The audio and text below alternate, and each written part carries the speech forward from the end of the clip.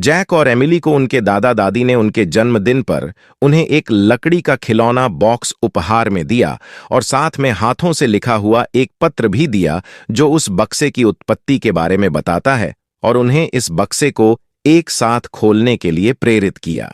Jack और Emily खुश होते हुए टॉय बॉक्स के पास इकट्ठा होते हैं। माता पिता उन्हें इंतजार करने की सलाह देते हैं जब उन्हें अकेले में बक्से को खोलने के लिए ज्यादा समय मिलेगा। जब सभी लोग कमरे से चले जाते हैं तो दोनों भाई बहन लकड़ी के बक्से को खोलना शुरू करते हैं, जिसमें कई पुरानी घूड़ियां, पहेलियां, खिलौने और अन्य पुरानी वस्तुएं होती हैं। वे खिलौनों पर बने हुए कुछ अजीब से चित्रों पर हंसते हैं, लेकिन एक छोटे लकड़ी के बक्से को देखकर उनकी उत्सुकता और बढ़ जाती है, जिस पर विचित्र प्राणियों और जानवरों की तस्वीरों की नक्काशी की हुई थी। देर रात इन खौफनाक खिलौनों से खेलते समय घर के आसपास अजीब चीजें होने लगती हैं। दरवाजे जोर जोर से चरमराते हैं, भले ही उनके पास कोई न हो। छायादार आकृतियां कहीं से भी दिखाई देने लगती हैं और वस्तुएं बिना किसी को छुए बेवजह हिलने लगती हैं। जैक को राक्षसों और राक्षसों की भयानक छवियों से भरे बुरे और डरावने सपने आने लगते हैं, जबकि एमिली को पता चलता है कि उसका पसंदीदा टेडी बियर उसकी हर हरकत पर नजर रख रहा है। इन सब घटनाओं को देखते हुए दोनों ने बहादुरी से इसका सामना करने का फैसला लिया। महज संयोग या अपनी कल्पना के आधार पर खारिज करने के बावजूद भाई बहन इस बात की और जांच करने का निर्णय लेते हैं कि इन घटनाओं का कारण क्या हो सकता है।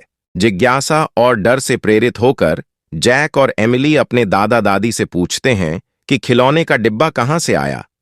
दादा दादी ने कई साल पहले जब घर खरीदा था जिसमें वो लोग रह रहे थे, उन्हें पता चला कि यह संदूक उनके अपने घर के बाहर मिट्टी में नीचे गहराई में दबा हुआ है। उन्होंने खुलासा किया कि लकड़ी के संदूक में उन बच्चों की हड्डियां थीं जो कई हजारों साल पहले शहर में फैली एक रहस्यमय महामारी के कारण मर गए थे। यह महसूस करते हुए कि टॉय बॉक्स के अंदर प्रत्येक खिलौना इस अंधेरे इतिहास का कुछ हिस्सा रखता है, जैक और एमिली यह जानकर भयभीत हो जाते हैं कि वे अनजाने में इस संदूक को घर ले आए हैं। उत्तर की तलाश में उत्सुकता से भाई बहन अपनी दादी से बात करते हैं, जो खिलौनों के डिब्बे से जुड़े एक प्राचीन श्राप के बारे में पीढ़ी दर पीढ़ी चली आ रही कहानियां साझा करती हैं। संदूक के साथ दिए गए पत्र के अनुसार संदूक को बंद करने से बुराई हमेशा के लिए दूर हो जाएगी और इसे पीढ़ियों तक फैलने से रोका जा सकेगा।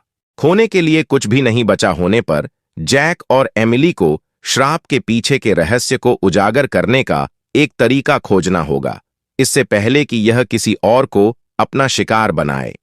हालांकि बुरी आत्माएं अपने प्रयासों के प्रति अविश्वसनीय रूप से शक्तिशाली और प्रतिरोधी साबित होती हैं। अपनी दादी से मिले ज्ञान के अनुसार संदूक में फंसी बुरी शक्तियों को कमजोर करने के लिए मंत्रों का जाप करते हैं। जैक और एमिली शक्ति और मार्गदर्शन के लिए ईश्वर से प्रार्थना करते हैं और उनसे बुराई के खिलाफ उनके साथ लड़ने के लिए कहते हैं।